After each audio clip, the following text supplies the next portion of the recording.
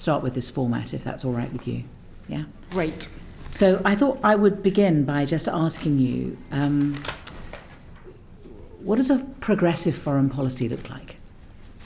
Thank you, Chair, and thank you very much for having me. It's a great pleasure to be here. As a former committee chair myself, I have a huge respect for the work that select committees do, and always had a slight feeling that maybe it was calmer when I would sit and answer questions from the committee, but thank you very much.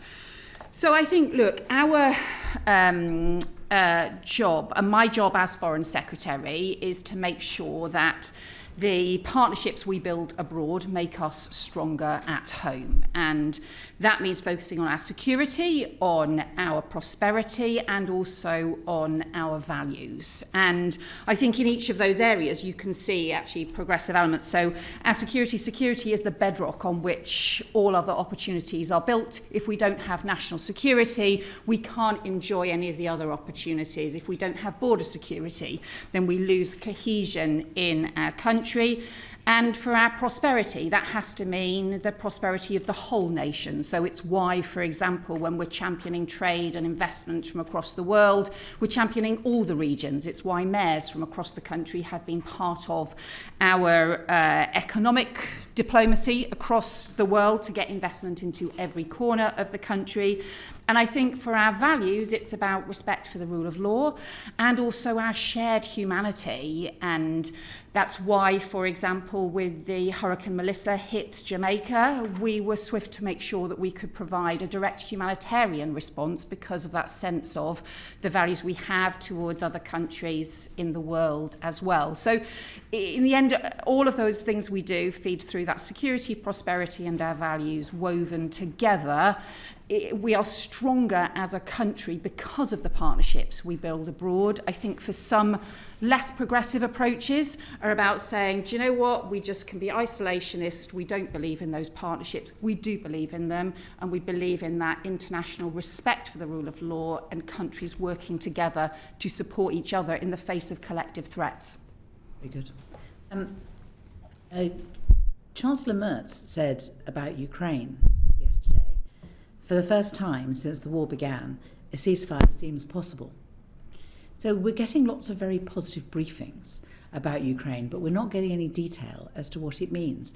And I wondered if you were in a position to be able to help us, and to be able to help us about, if there is a plan emerging, what role will Britain play in that? So I think part of the reason that you're keen for more details because those discussions are still underway as we speak. And I think it is a very important process set of discussions that are taking place at the moment. No one wants peace more than the Ukrainians after everything they have endured over the last several years. But of course, we also need it to be a just and lasting peace. It cannot simply be an opportunity for Putin to pause and come again. And so therefore it has to respect the strength and sovereignty of Ukraine and also the security of Europe, the security of the UK, but the security of Europe more widely. We know that the threat from Russia is broader than the threat to Ukraine itself. It's also the threat to Europe, and so that's why that is part of it.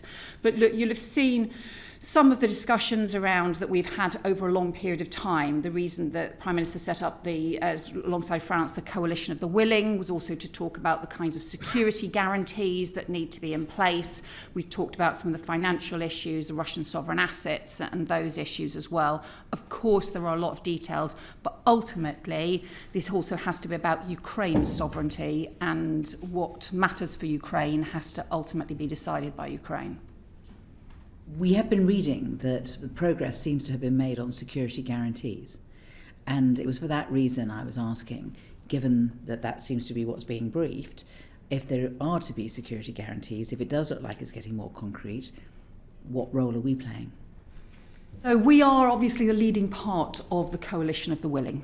And that has involved discussion between the effectively defence ministries and armed services across different nations that are all ready to be part of the coalition of the willing. So the UK is clearly a central part of that. And we've had discussions across other European nations.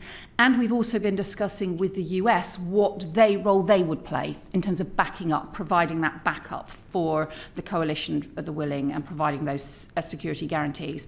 I totally understand why you are asking these questions and pressing on them, but you will also understand while these discussions are still underway, I think it would be premature for me to try and go into further detail when there are still discussions happening.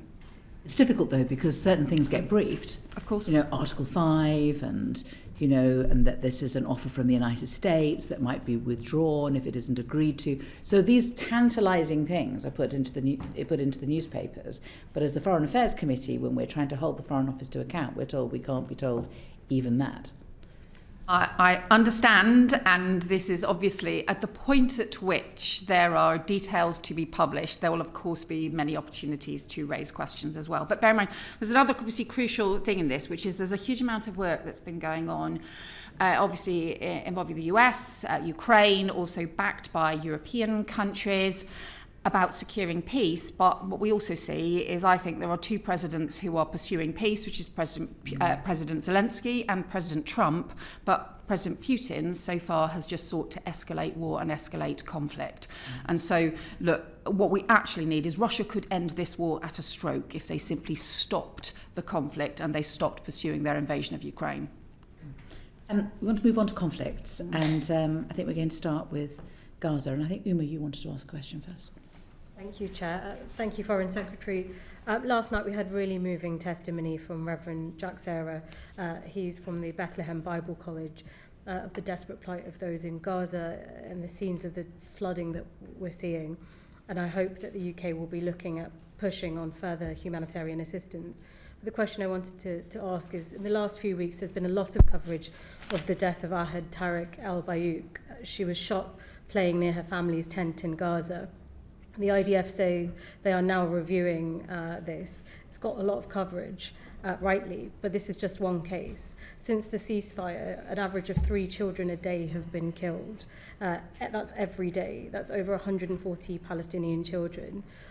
What's Britain doing to not only rebuild Gaza, but in the short term ensure that this ceasefire, it actually is a ceasefire, and that we aren't seeing children dying every day? I think that you're right to raise this, and the ceasefire we know is incredibly fragile, but more significantly, hundreds of people have been killed or injured since the ceasefire came into force. And obviously that raises issues about making sure that there is effective monitoring of the ceasefire process, and also that we have proper progress around the process as well. The first phase of the ceasefire agreement was obviously around the return of the hostages. That has been hugely welcome. We know there's one remaining hostage, but that's been hugely welcome. The ceasefire itself, which is hugely fragile, and the increase in humanitarian aid, which has increased, but nowhere near where it needs to be. The Civil Military Coordinating Committee that's been set up is doing some form of monitoring what is happening, but I think it's not the full framework that we would want to see. And most immediately, you talked about the flooding. There is an urgent, desperate need for more aid to go into Gaza. We need all of the crossings opened, we need the restrictions lifted, and we have to get an additional surge of aid in. We've managed to get some additional tents in by working immensely hard to get over 2,000 tents in. That is really important. But the UN has said that they need more than 80,000 tents in order to be able to help people through the winter when there's been so much damage to buildings. So that's why it's one of the continual things we are pressing every single day, is to get additional humanitarian aid and support into Gaza. It's also why we're supporting the matched fund pound for pound deck appeal in the run up to Christmas as well.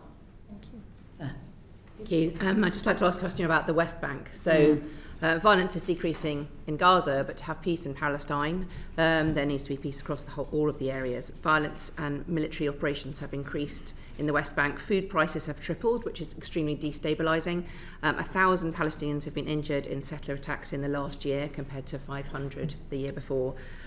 What are you doing currently to condemn the creation of the new and the expansion of the existing settlements?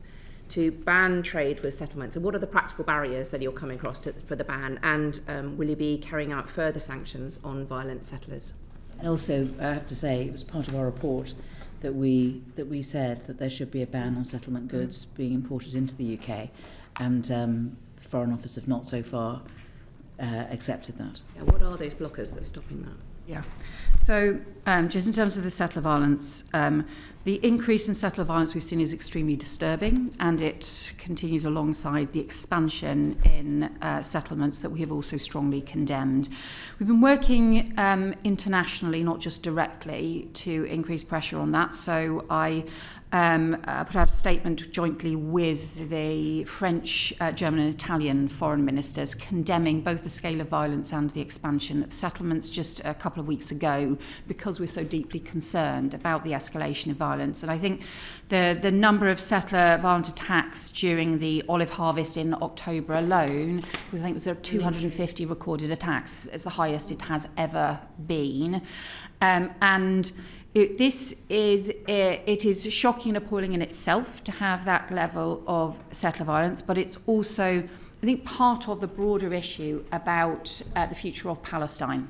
And that whilst everybody rightly is focusing on establishing the peace in Gaza, we can't lose sight of what is happening in the West Bank, and these need to be linked. It's why the establishment of the Palestinian Committee needs to also be linked into the Palestinian Authority, and we need to have that track to the two-state solution that we have obviously always championed and was part of our recognition of the state of Palestine, which is obviously the historic decision that we took and announced earlier in the autumn. So we are continuing to press those issues. And I think my hope would be that once the next phase around Gaza with the Board of Peace and the Palestinian Committee is established, that would also become an opportunity to link that more clearly with the issues around the West Bank and the reforms to the Palestinian Authority that we're also proposing. You also raised the issue, I think, around trade things. As you know, we have already said that the settlements do not benefit from the preferential trade tariffs and encourage the labelling of settlement goods. You're right that we haven't followed the approach that the Select Committee has taken, and that's not least the complexity of this, and we don't think that this is the right approach going forward. I would also say I think it's not the right approach, or because it's too complex. I think there's a combination of the two, but I recognise the point that the committee has made.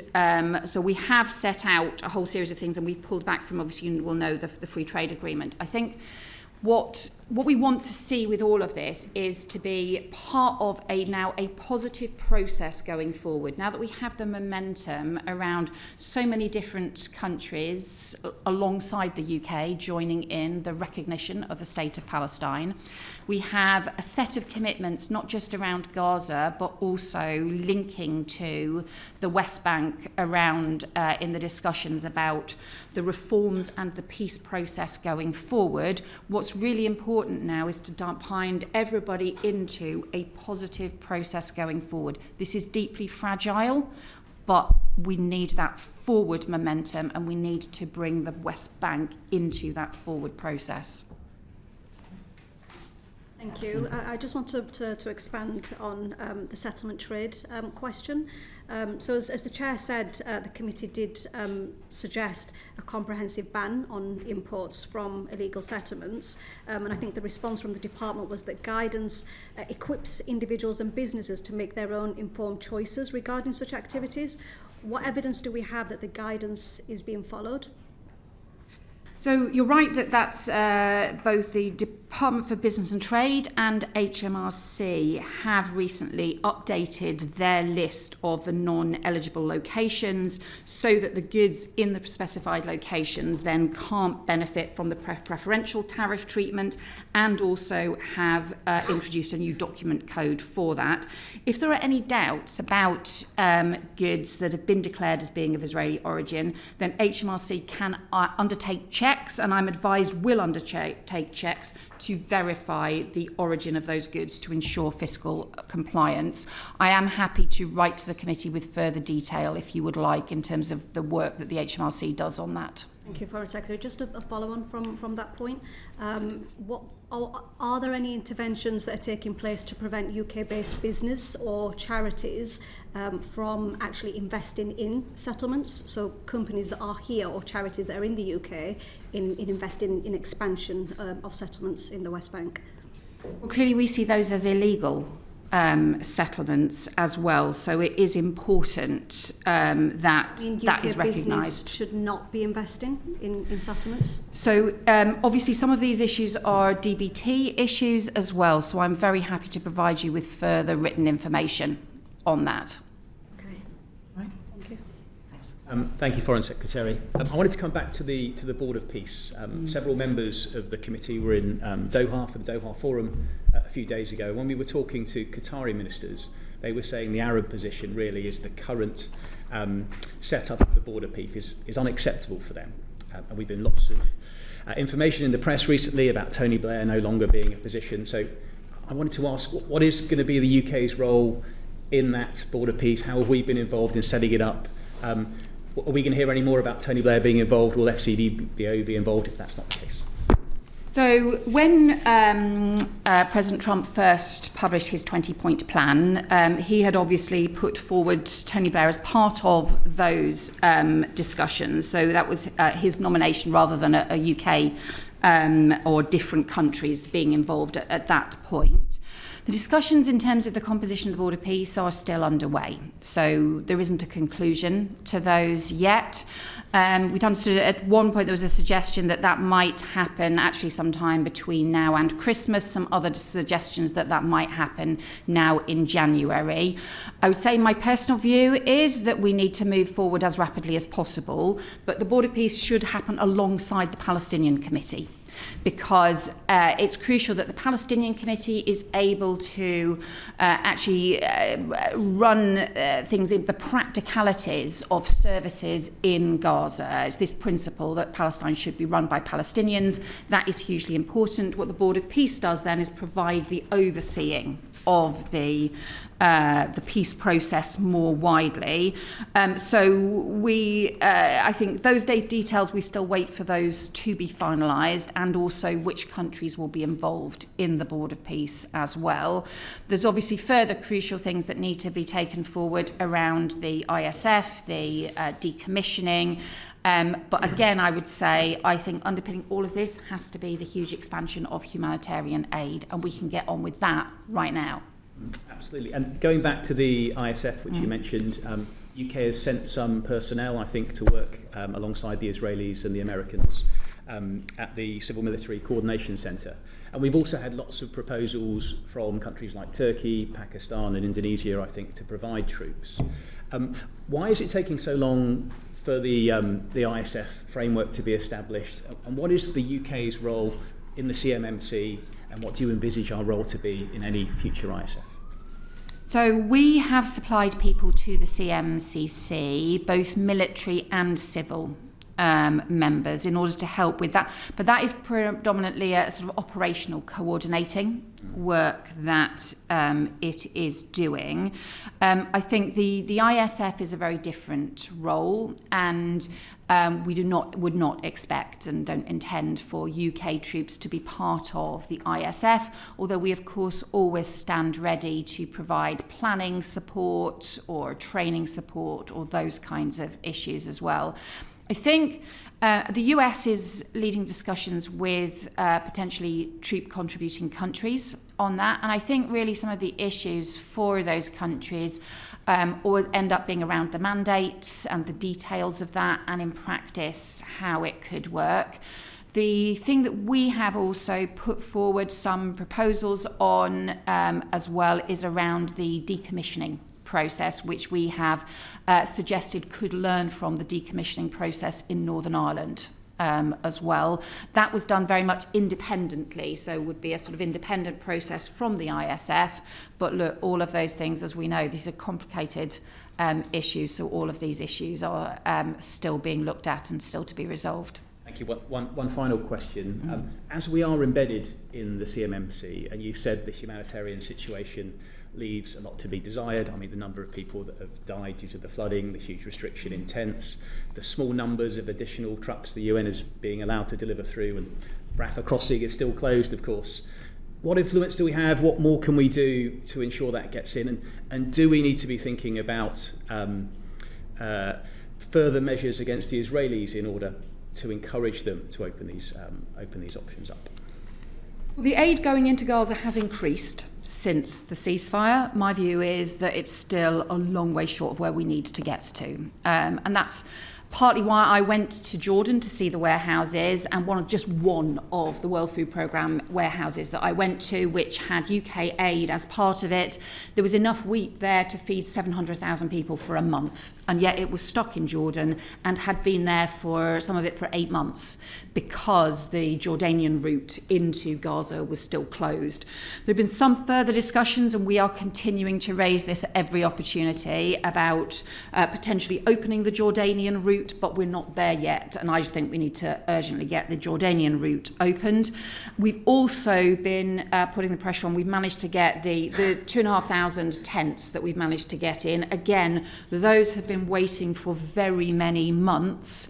That's enough tents to help shelter 12,000 people, so it is really important, but it's still not on the scale that the UN is saying is needed. And so whilst the number of trucks has gone up, we still need to go much further. So my argument with this is obviously we need the Israeli government to lift restrictions, but my argument is also that this should be part of the push forward with the Board of Peace and with the Palestinian Committee to also get a surge in aid, because I just think it's crucial, especially as winter is drawing in. Mm-hmm. And sorry, so you said in your earlier answer humanitarian aid could be delivered now and should be delivered urgently, and now you're saying it should be part of the next phase.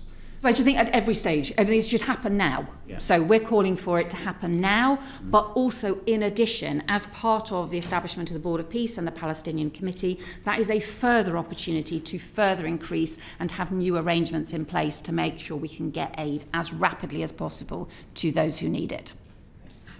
Can I ask you though, because many of the charities have been in touch with us about this, and that is about, so obviously the Israelis are not going to allow UNRWA to play a role in delivering aid to Gaza.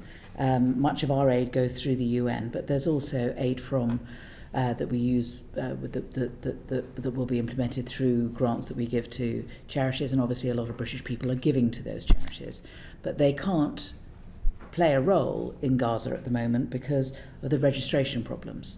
Because Israel is insisting that there is this registration process. I understand that Save the Children has been rejected by the Israelis. There are a number of charities that are British charities. And if we have a leading role within, as I understand it, CMCC, when it comes to the delivery of aid, and we can't even get British doctors into Gaza, what are we going to do about it? I have raised this exact issue about the registration of charities directly with the Israeli Foreign Minister, and we have raised it continually with the Israeli government and also through the CMCC and with all those involved in the process.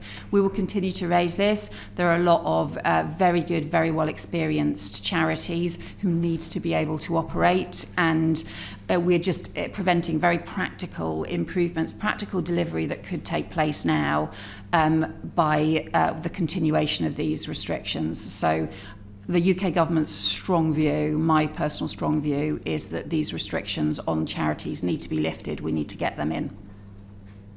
Yes, thank you. Thanks, Foreign Secretary. I just wanted to ask you a further question just to get a bit of a better understanding about our role in this CMCC. You mentioned that we have civil and military personnel out there. Could you provide a bit more detail about how many individuals we have out there and what kind of briefings and how regularly you're getting briefings from them about the work that's going on? So we currently have 15 people in there. Those are predominantly military staff, but some are civil as well. But it does vary because people go maybe for short periods of time and the rotations and so on. So current, as of today, I think there are 15 people there. I think the role, this is it's a transition role, is the reality, I think, of the CMCC as the planning takes place for the Palestinian Committee and for the Board of Peace. So some of what it has been doing is during some of the practical issues around some of the planning for the humanitarian aid, some of the planning for the next steps on the ISF and Palestinian police and so on. But I think the reality is that the CMCC is not going to be what delivers the next stage in the 20-point peace process. It's a transition. Just because I understand that, I mean, they suggest that something like 24,000 trucks of aid and goods have gone into Gaza since, and I think they said that at the end of last month. Obviously, you've expressed that more aid has got through, but concerns we all want to see lots more aid getting through into the people who need it. Just trying to understand, given that we've got approximately 15 personnel there, are you getting regular briefings from them, or are you planning perhaps to visit the CMCC yourself, given its important role in this interim transitional phase? So yes, we do get regular briefings. Some of the issues around the truck monitoring, the target was part of it was, I think, 250 UN-related trucks a day. That is sometimes being hit, but not being consistently hit. But I actually think this is much more than just the number of trucks. We know that there are some commercial trucks as well, but the total number is not delivering the scale of winter support that we need. So I think part of the reason we're continuing to press the issues around the humanitarian aid is because it needs to be relative to the need on the ground, not simply about that the process is increasing. It's good that the trucks have been increasing, but we're still nowhere near enough compared to where we need to get to. Okay, thank you. Can I ask one final quick question just on this, because you mentioned in an earlier answer the broader issue about the future of Palestine and moving towards a two-state solution. I just wanted to ask you about the Palestinian Authority. I understand that the government provides funding to them. I just wondered whether you could provide a bit of detail about how much funding we've provided since July of last year and what the plans are for next year. And if there's any work that you're doing to ensure that the reforms that we need to see around education, as you know, many of the textbooks contain anti-Semitic content, and making sure that all forms of pay to slay and the new guises that they're being paid under are stopped. Yeah, that's a quick question. Yeah, well, but an important one. It is an important one. Let me write to you about the precise detail for the 18-month period, so I give you the right figure. There were some specific reforms, including around the education textbooks, including around welfare reforms and so on, that we are absolutely just monitoring details because, and I've spoken directly to President Abbas about those and the commitments the Palestinian Authority have made to drive those reforms through. Those are crucial. In addition to that, we are also providing further expertise on the kinds of reforms that we think are needed more broadly, because although there are some particular, most kind of challenging issues that absolutely need to be reformed, there are broader reforms that we think we need to make, that the Palestinian Authority need to make in order to be part of this peace process more widely. And happy to write further on that to give you more detail, more time. Thank you. Thank you very much. Thank you. Sorry to cut you short. Sir John. Foreign Secretary, if I might move you on to another issue. This committee, you might be aware, has pressed strongly for the appointment of an envoy for arbitrary detention. And we also requested that the Foreign Office set out a rough criteria of what would qualify.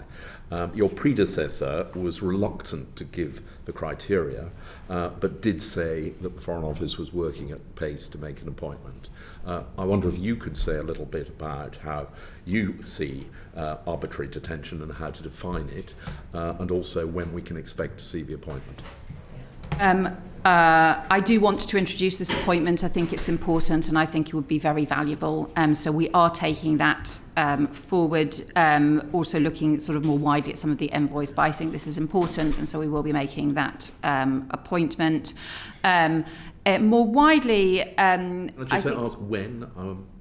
Your process said working at pace. So and I hope you will appreciate that obviously sort of post-reshuffle that's obviously has added to the time to do this. So, but I can tell you that those discussions are underway. So obviously would try to do so as swiftly as possible. In terms of the there isn't really any agreed international definition of this, and some of this is also reflects different kind of legal approaches and so on as well.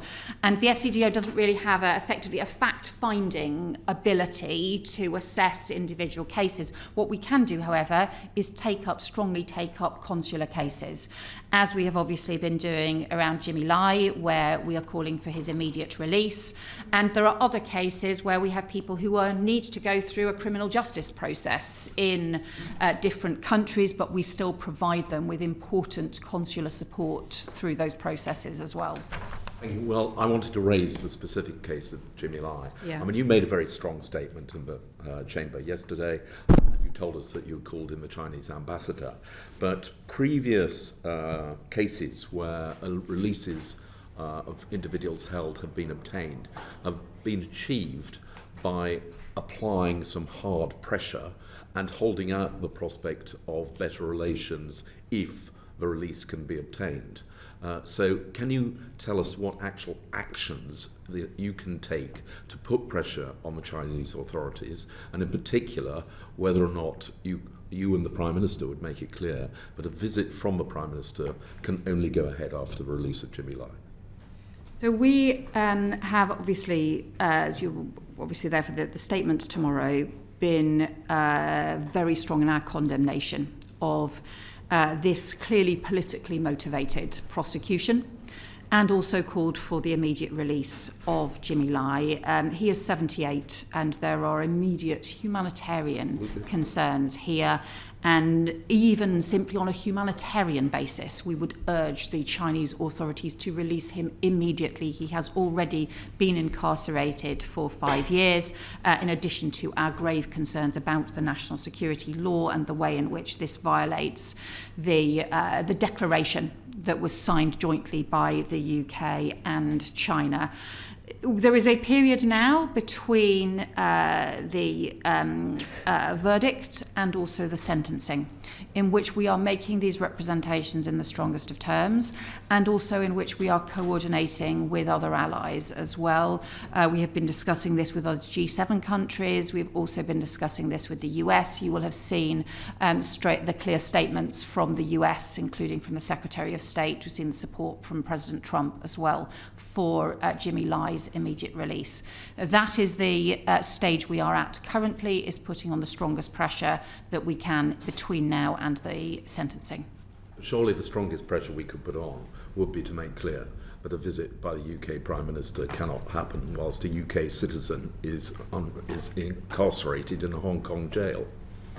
Well, I think, as I've made clear, our focus right now is to get the humanitarian release of Jimmy Lai, and I hope that would be everybody's agreed objective, and it's why we are seeking to have as many other countries as possible. The EU also put out a strong statement yesterday calling for the immediate release of Jimmy Lai, and we seek to get as many other countries joining us as possible in putting that pressure on. Okay. We move on to Sudan. I mean, given the UK's historic role and its connections with Sudan, is it in a position to be able to be an honest broker in the terrible situation that there is there? And I know it's absolutely, of course, the right thing for us to be giving aid and that sort of assistance, but there needs to be work done on a political solution, on a diplomatic solution, and we are the penholder. So what efforts are we making, and is it even possible for us to be able to find a political solution to Sudan? Yeah. I've substantially increased the Foreign Office work on Sudan. I'm deeply worried about Sudan. This is already the worst humanitarian crisis of the 21st century. And I'm really worried that there will be further atrocities. And we have obviously seen the horrendous scenes from El Fasher, and the fact that having met some of the Sudanese community volunteers, those who work in the emergency response rooms, including a woman who runs some of the services providing support for women victims of sexual violence, the way in which rape is being used as a weapon of war, the mass executions, it is absolutely horrendous what is happening there. I think there's also wider, as well as the humanitarian crisis, the risk of famine to millions of people. There are also wider security risks here of failed state, of extremists being able to exploit the instability, and of course migration risks, the huge number of refugees who are currently in Chad or in Egypt or other countries as well. So yes, I think the UK can play a role here.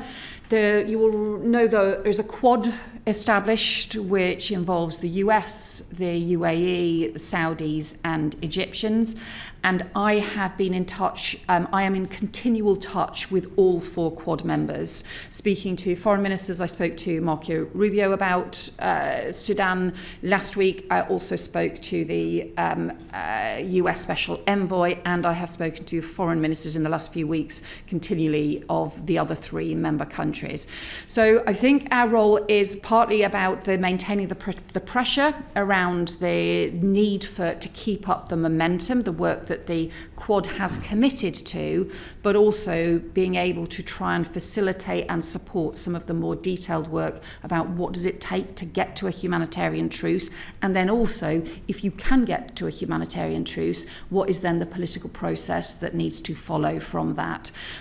In terms of our role as pen holder, we stand ready to put forward further UN resolutions. As and when we can, you'll realise we obviously took a resolution to the Human Rights Council as well, which was strongly supported comprehensively from across the globe as well. So the lead doesn't come from us as pen holders at the UN.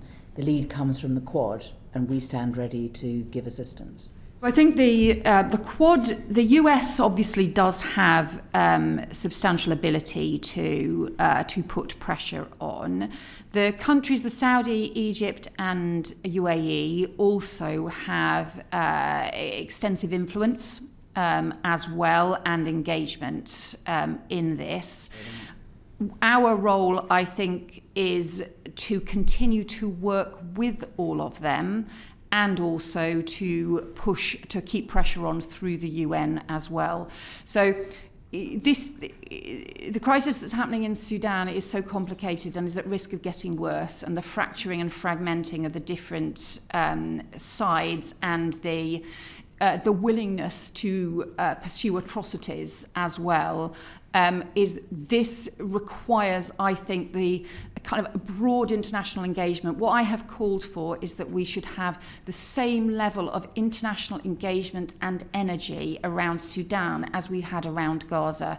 In the run-up to the ceasefire in Gaza, we had huge international engagement from a range of different countries right across the world. Clearly, there was the crucial role played by the US, but also the role of the Arab League. There was the role of other countries like the UK, who signed up to the recognition of Palestine. So all of those countries all being part of something together really mattered.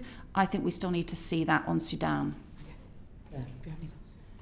Thank you. With 12 million people displaced, 150,000 people killed in the conflict, and over 30 million people requiring humanitarian assistance, you can see exactly why you are putting such priority on this.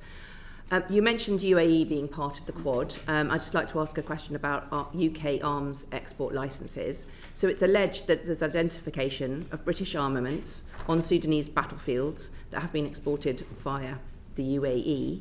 Have the UK government reviewed its assessment of those UK arms export licences? And what representations have you made to the UAE government on this matter?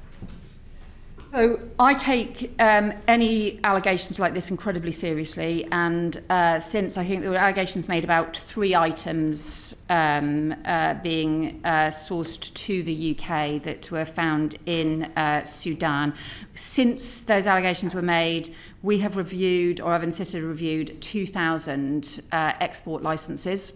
And in those 3 cases, the case of those 3 items, they were not covered by current licences, by any current licences over the last 5 years. I think there was a seatbelt, a target, and an engine component. None of those have been included in current licences, export licences from the UK. However, if there are any further allegations that are ever raised, I will take them immensely seriously. We do have very strict rules to prevent any diversion as well. Then more widely, I have discussed issues around weapons supplies to Sudan with all the members of the Quad, so with the UAE, with the Saudis, with Egypt, and also with the US as well, because obviously some of what we need to do is to be restricting any weapons going into Sudan. We also have to recognise, though, they have got an awful lot of weapons already in Sudan, and therefore the most urgent thing is getting the humanitarian truce in place and trying to identify what it would take to have sufficient pressure on both sides that they pull back from the brink of further conflict and atrocities. And talking about the current potential atrocities, what immediate actions are you taking to ensure that the atrocities witnessed in El Fasher, which you mentioned, are prevented from occurring in Kordofan? Yeah, right now. This is the thing that actually really worries me most. Yeah. Of all of the different things that I deal with at the moment, this is the thing that worries me most. Because we have seen horrendous atrocities take place, and there is, I think, a real risk of further atrocities.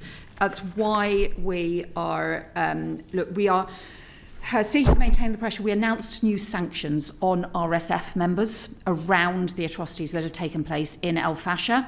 We're ready to use any of those levers that we have in order to put pressure on. We have also, as part of the Human Rights Council resolution that we put forward, was also about a fact-finding mission, because as Tom Fletcher has said, the El Fasher is a crime scene, and therefore we need to also be able to gather the evidence of the atrocities in order to hold people to account, and to be clear, whether it is through sanctions, whether it's through fact-finding, whether it's through the work, through other international work, that there must be accountability for atrocities. But that also, ultimately, it needs the truce. We want to see a ceasefire, a permanent peace, but immediately can we just get a truce that pulls back from further conflict in the Kordofans right now, in order to prevent further atrocities taking place. And that's what a lot of the discussions, that's why the conversations that I've had with Masad Boulos, who is the US Special Envoy, and also Marco Rubio. You'll have seen both the US Secretary of State and the President, and President Trump, also expressing deep concern about the scale of atrocities taking place. So just trying to get the maximum pressure on. We also have the UK Special Envoy as well, who has been engaging with the SAF, as well as the issues around the sanctions for the RSF. So we are engaging on both sides to try and put maximum pressure on. Thank you. And you mentioned the peace process and the political process. It's constantly raised with me and others that there aren't enough women involved in this process. It's when you see the peace talks, it's a lot of men going in and out, and the women of Sudan are absolutely feeling that they should be involved. We've got very good experience of involving women in the peace process in Northern Ireland, which has been shared a lot with women's groups in Sudan as well. So what, as the pen holder, as so involved with the Quad and with other ways, what influence can the UK government bring to ensure that more women, and the right women, are involved in this, to make sure that the peace will be lasting and it will be something which will be for all people of Sudan? So one of the things that we are seeking to do, including working with other countries like Norway, who've also experienced in these areas, is to try and work to build up some civilian capacity in Sudan, because there's an immediate issue about getting the warring sides to pull back from the brink and to agree to a humanitarian truce. But if it is to be sustained, we need a civilian transition. And that means we need to be able to strengthen Sudanese voices, the civil society in Sudan. I have met with some of those community activists who are just showing incredible bravery at the moment by providing response through emergency response rooms. It is crucial that women's voices are a central part of that. So as part of the work we look to do to try and build some civilian capacity, as part of also the 25th anniversary of the Women, Peace and Security resolution at the UN, which the then Labour government was a crucial part of establishing that resolution. That was all about recognising that not just there needs to be protection for women victims of war and conflict, including from things like sexual violence, but also that women's voices need to be heard as part of the peace process, that women need to be the strong voices for security and for peace. So we highlighted that 25th anniversary as part of the work I'm trying to do to strengthen the work around women and girls through the Foreign Office. We need to make sure that those principles are now taken forward in the work we seek to do to strengthen the civil society in Sudan. We move on to Syria because we're a bit tight for time. Sorry, Fleur. Thank you, Chair. There have been a number of appalling ISIS-linked attacks in recent days, so the devastating anti-Semitic attack in Australia. But we're also seeing an uptick in ISIS-linked violence in Syria, and a number of American servicemen were killed over the weekend. I wanted to ask about our response to ISIS in Syria. What can you tell us about that? And are we reviewing our position in light of these recent incidents? Yeah. So I think there's been, in recent years, if you go back maybe 10 years or so, the focus, the security focus of the Foreign Office and actually also of the Home Office would really have been around counter-terrorism threats. And the nature of those sorts of organised groups operating in ungoverned spaces, and the need as to what the strategy should be on that. Most recently, in most recent years, we have seen the growing state threats. Now, whether that be around Russia and Ukraine, whether that be around Iran and nuclear threats, or those threats that we have seen in the UK as state-backed threats, hostile state-backed threats and organised hybrid threats as well. But part of the discussions that I've had in the Foreign Office about the work that we need to focus on around security, I've been very clear that we can't simply move everything to focusing around some of those state-backed threats, because actually you can see signs of some of those terrorism threats starting to grow again and starting to escalate, and that we have to be immensely vigilant around that. In terms of Syria, we, I think, want to continue our engagement with the Syrian government. This is an opportunity with the Syrian government to help them deliver a more stable, free, prosperous future for Syrians, but also to help establish effectively a governed space that is safer and that allows us to work together to tackle those organised extremist threats. You'd have seen the commitments that the Syrian government made when in the US on joining the international coalition against Islamist extremism, and we are continuing to work with the Syrian government on that. I welcomed the Syrian Foreign Minister Al-Shabani to the UK in November as well. So it's something that you would expect me to be very alive to, having come from the Home Office to the Foreign Office, but it's certainly something that we will continue to focus on, not just in Syria but more broadly. Brilliant. Thank you, Foreign Secretary. And I'm glad you mentioned working with the Syrian government on normalising the situation there and building a more inclusive and representative country. One final question on this issue. If you could say a bit more about our work on those issues around governance and supporting the Syrian government, and also when might we see a UK embassy be reopening in Syria to support that wider effort?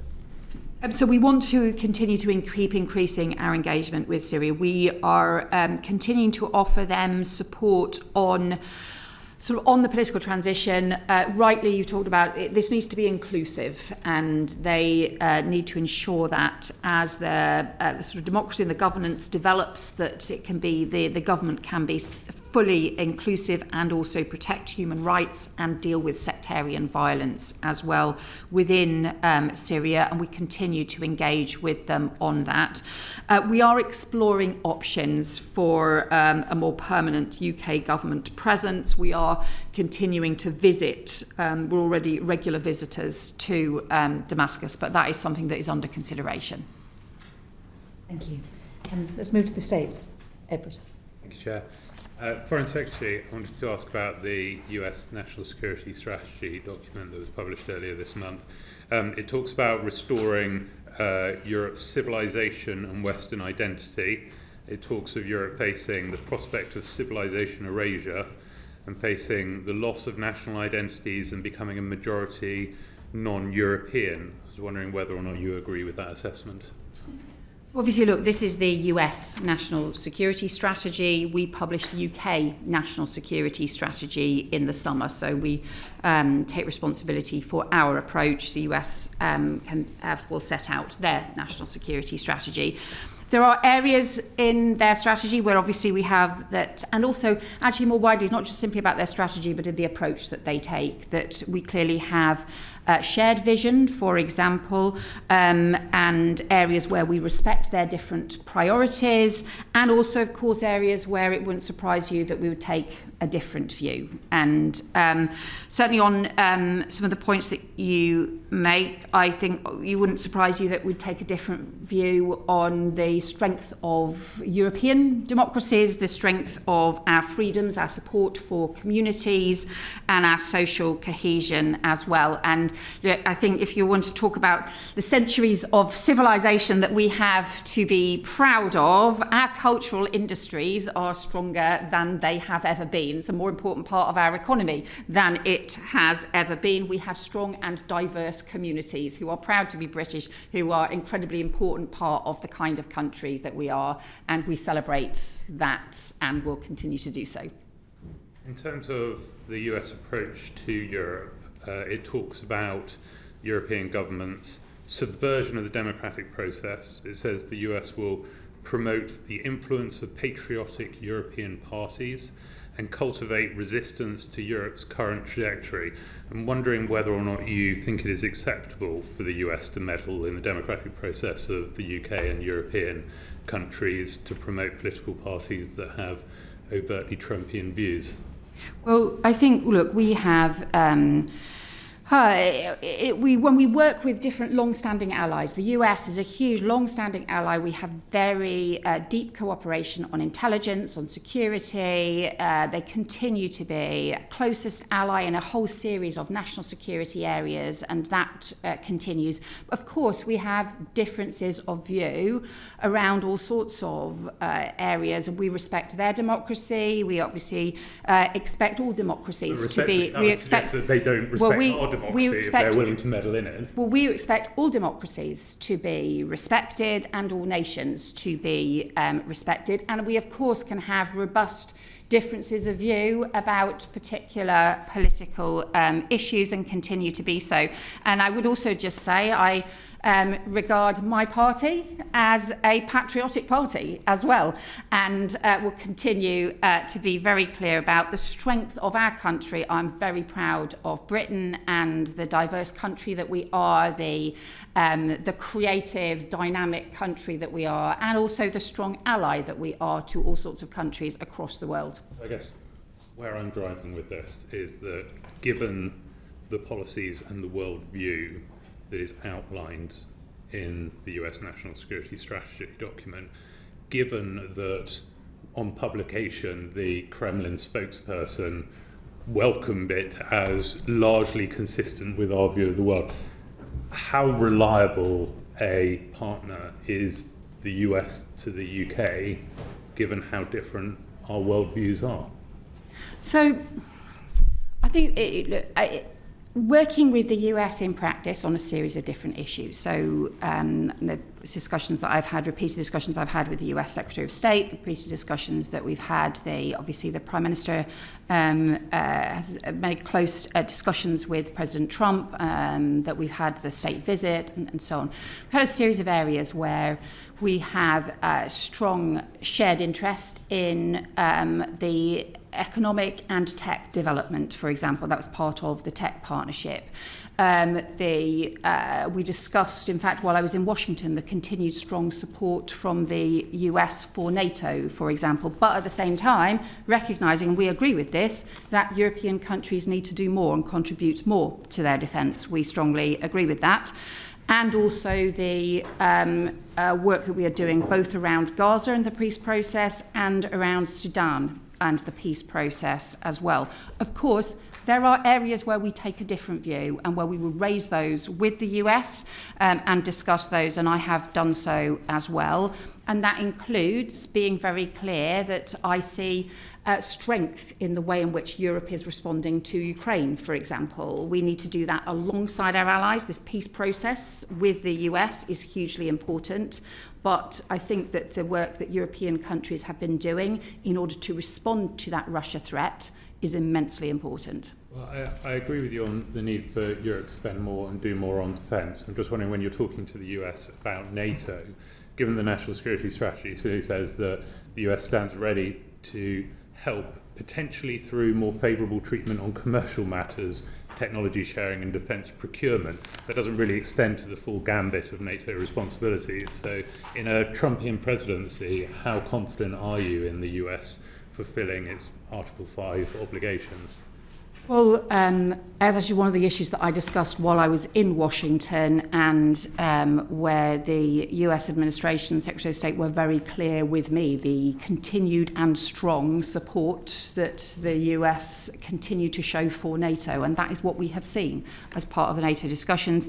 It's also some of the issues that have been discussed around security guarantees as part of the Ukraine discussions. Again, immensely important. Europe does have to do more. It was part of our discussions at the NATO foreign ministers, that's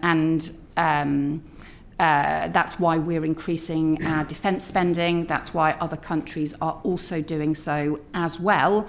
But I think that we've always said that NATO is at the heart of our security. It's immensely important to our security and will continue to be so. I'll move on to Rich. Thank you, Chair. Staying with the question of the US national security strategy, it characterises Europe as blocking peace between Ukraine and Russia. How does the British government respond to that characterisation when you engage with the United States government? So we can discuss areas that we agree and also areas that we disagree, and that's, I think, always been the case. I've just been very clear publicly that I see Europe's response has shown considerable strength in the way in which we've had so many countries, actually not just in Europe but really across the world, being prepared to join the coalition of the willing that the Prime Minister and the French President established and co-chair. That has been really important. I think the continued investment to support Ukraine, to support Ukraine's defences and also to support Ukraine's energy infrastructure that's taking place at the moment, and our continued commitment, the fact that so many European countries are increasing defence spending now in response to the real threat that we face from Russia. And I think you have heard some of the things that the head of MI6 said yesterday. I would really just reiterate this. The threat from Russia is not simply about the threat to Ukraine.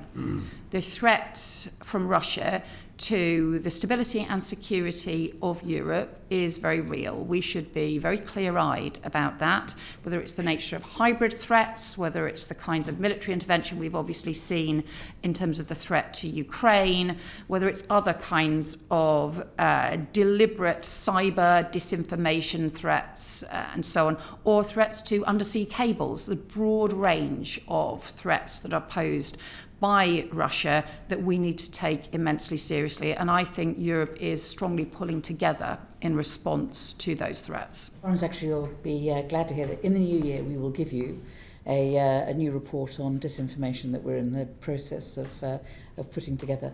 And before I move back to Ukraine, I think you had a question on the United States, and then I'll move back to you on Ukraine, if that's all right. Just very briefly, following on from the other questions about US policy, there seems to be a pattern of attack by the US government on British Muslims, in particular on the Mayor of London. I'm a very, very proud London MP, proud of our diversity, as you mentioned.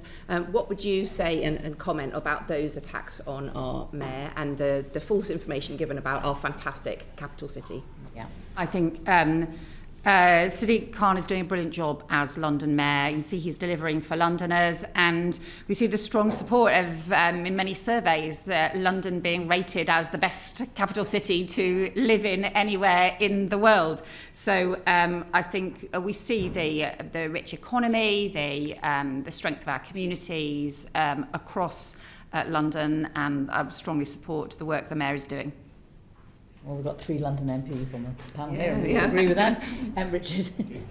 Foreign Secretary, you spoke a moment ago about security guarantees for Ukraine. We've heard overnight some quite positive words said about US security guarantees, described variously as Article 5-like, very strong guarantees, platinum standard. Chancellor Merz said US security guarantees are remarkable.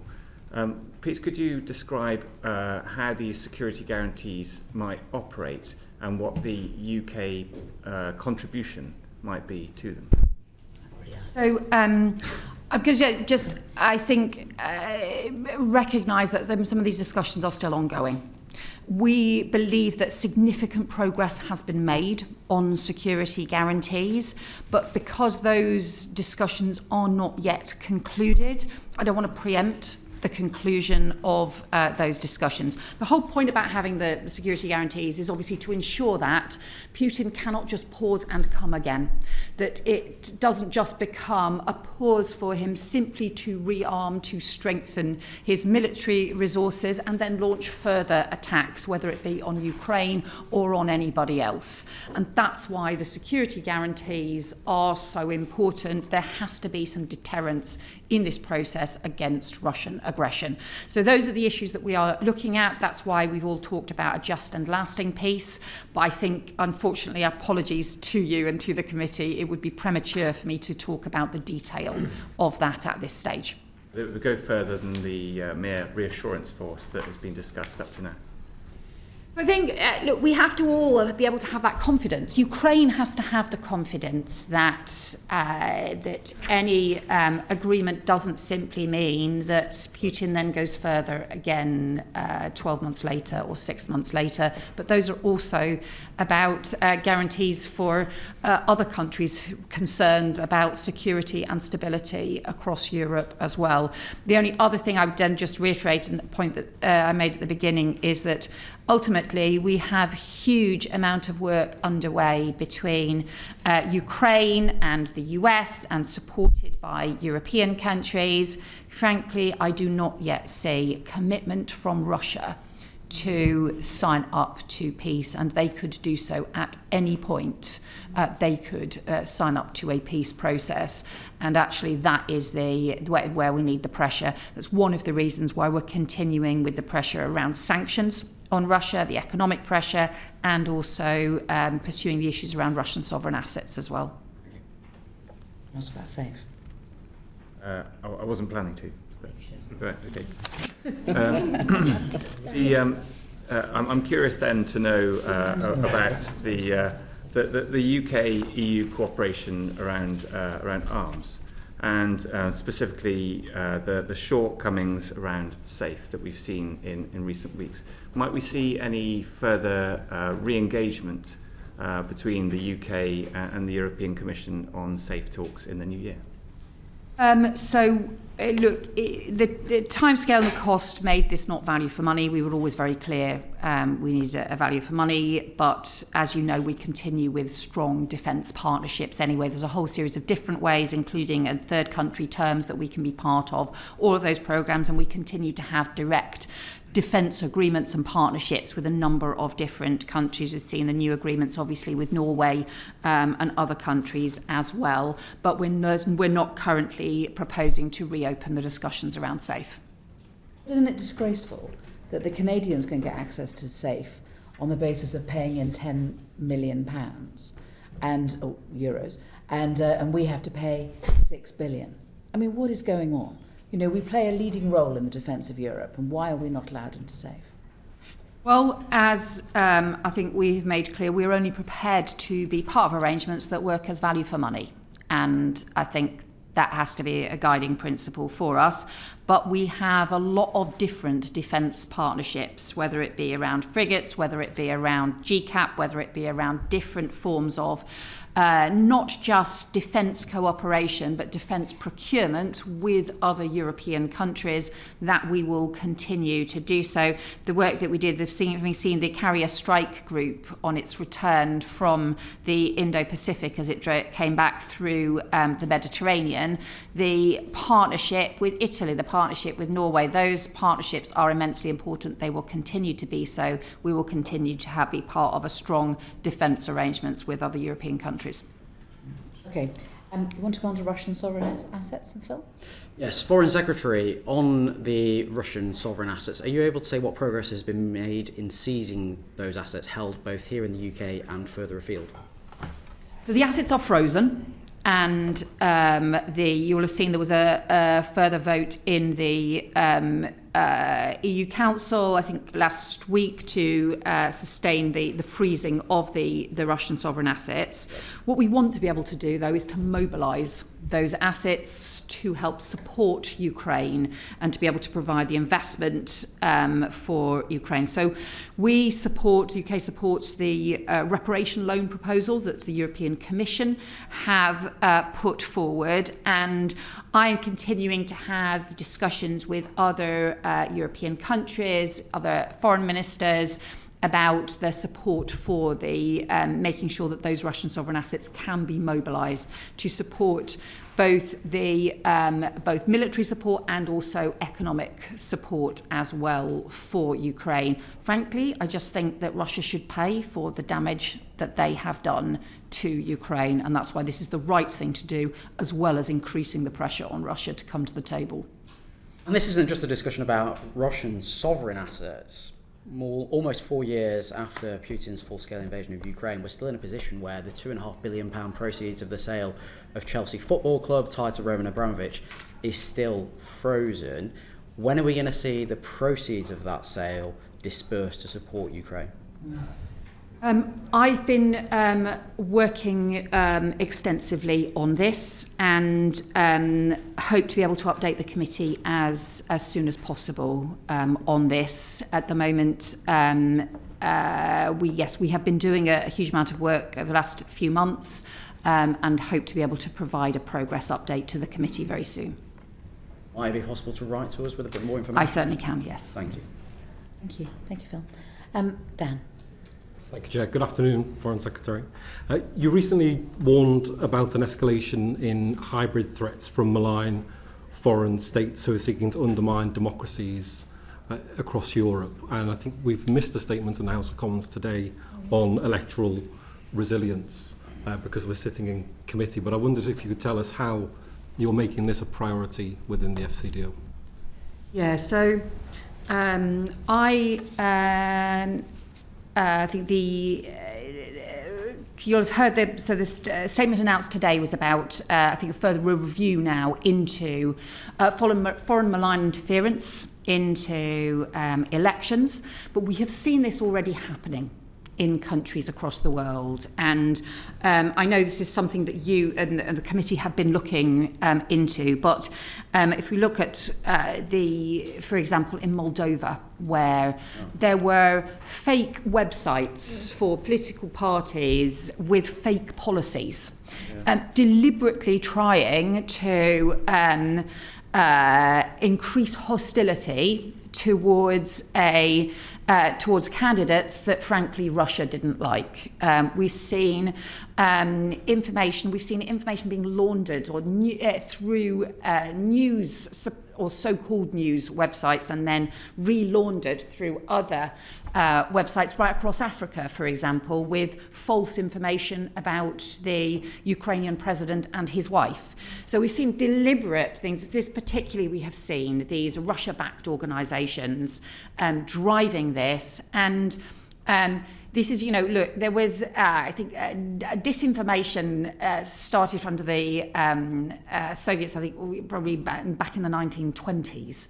But this is on an industrial scale. At that time, it would have been propaganda leaflets and so on. Now, this is industrial scale. Disinformation, making the most of algorithms and so on in order to be able to destabilise it. Are you satisfied with the response that we currently have in terms of the response across Europe, by NATO? Because it strikes me that beyond fact-checking services, there's very little in terms of hard power or strong soft power that is actually taking place to rebut some of this stuff. So I think there's a sort of mix of things that we can do, and I look forward to your committee's report as well and to your recommendations. What we are seeking to do now is to coordinate and to particularly coordinate with other NATO allies, but coordinate more widely on this. We've introduced now a whole series of sanctions. I think we have sanctioned, I will correct this in writing if I've got the wrong figure, but in my head we've sanctioned 38 different Russia-backed organisations in the last year for disinformation, malign, deliberately orchestrated industrial disinformation, false information. What impact those sanctions? So we have seen the impact of some of those as a result of those sanctions, them then also losing their platforms and being unable to operate. Now, of course, the challenge with this kind of thing is to then identify when they simply re-emerge somewhere else in the system. So increasing our coordinated monitoring, but also being able to shine the spotlight on them. Because some of the way in which they seek to get their power is by hiding in the shadows. So the very fact of shining a coordinated spotlight on them is an important part of diffusing the power that they have, but also then the process of using sanctions, using those kinds of additional powers and things against them as well, and looking more broadly at how we see this as part of hybrid warfare, of hybrid threats, of hybrid some of the cyber threats and things as well.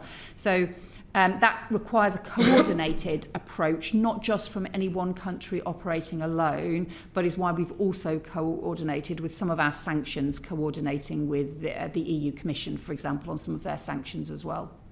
Just one final question from me.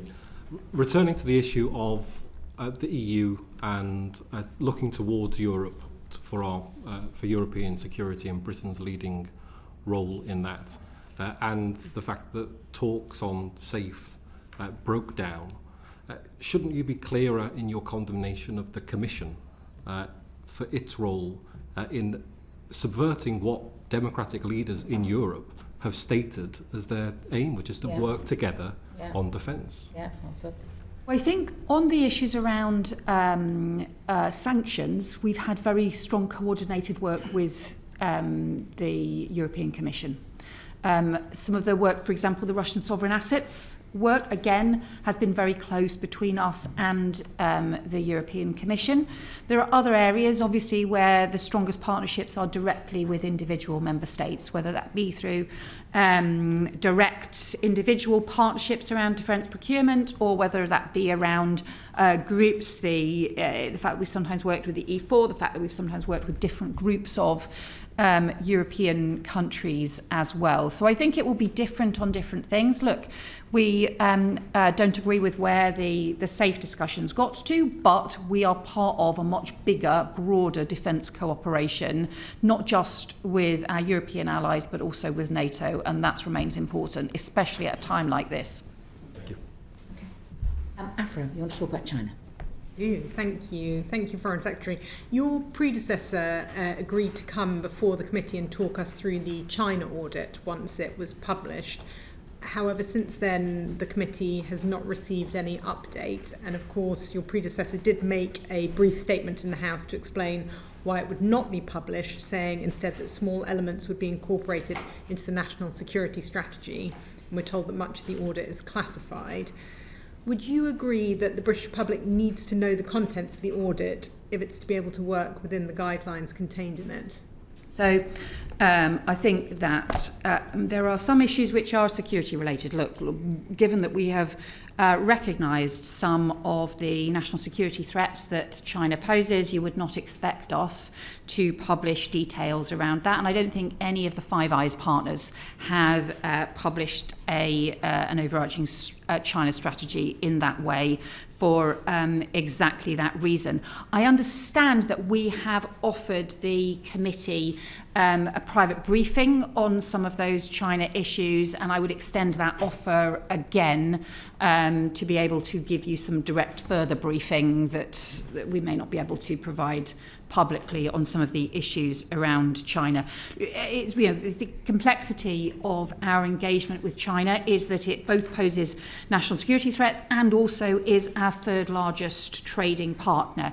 We have some of the specific historic issues around Hong Kong, as we've discussed earlier on in the session around Jimmy Lai and other issues around Hong Kong. But we also have the wider issues that might range from climate change cooperation or trading issues through to some of those really kind of economic security threats and issues as well. So some of the areas that I have been focusing on around China since I took up this brief as Foreign Secretary include strengthening some of the security approaches around some of the cyber threats approaches, pursuing further analysis on some of the wider economic security issues. Just for example, things like the supply of critical minerals, for example, or looking at some of the wider issues in terms of our critical national infrastructure here in the UK as well. Thank you, that's really helpful, and we will definitely take you up on your offer of a private briefing, I'm sure. Just to note, though, that I was of the understanding that a number of UK allies and partners, including the Netherlands, Sweden, Switzerland, Finland and Germany, have all published explicit national China strategies. Yes, I think some European countries have, but not Five Eyes countries. And if you talked about just now the kind of wide remit of areas that our relationship with China touches on. What I'm trying to understand is if the majority of the audit is classified at a level beyond what most people working in the civil service could see, indeed so classified that up to this point even the committee hasn't been allowed to see it, how can we expect government departments to be able to implement it effectively and work together across different departments to make sure that it's properly seen and seen through? So I think... and I'm so sorry, before you answer that, I think I probably ought to just put for the record that Sir John and I are both Privy Councillors, and we could have a private briefing on this, and thank you for giving the offer again, but because we work as a team, it's quite difficult if some of us had information and the others didn't, and that's why you just referenced, that not even the committee can see the China audit, and although John and I might be able to get a sight of some of it, we're not able to see the whole of the China audit. Sorry to interrupt. And I think my point is not just that the committee can't see the audit, but actually probably most people working in the civil service, you can tell me if I'm wrong, don't have the security clearance necessary to see the audit, and therefore if there are things that need to be implemented and departments that need to be working together, just like to understand how you see that happening. So I think the audit was really a process to drive the approach that the government takes. and also fed into the national security strategy, which is public. It fed into a series of other approaches that are public, whether that be around our trading approaches, whether that be around our national security strategy, and so on. So it has fed into the broader public process.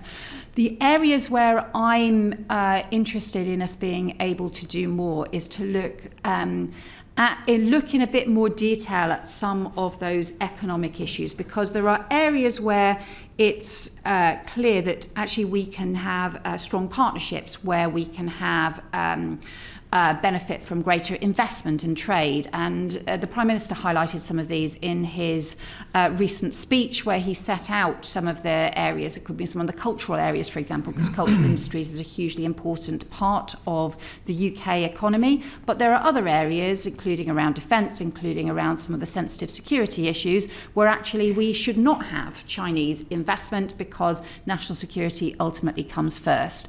So I think us being able to do the further work around some of those areas, and also to look at some of the supply chains around the world, and some of us making sure that the approach, for example, to critical minerals and to our supply of critical minerals doesn't end up being restricted as a result of us failing to understand some of the decisions that China and some other countries are also taking across the world around critical mineral supply.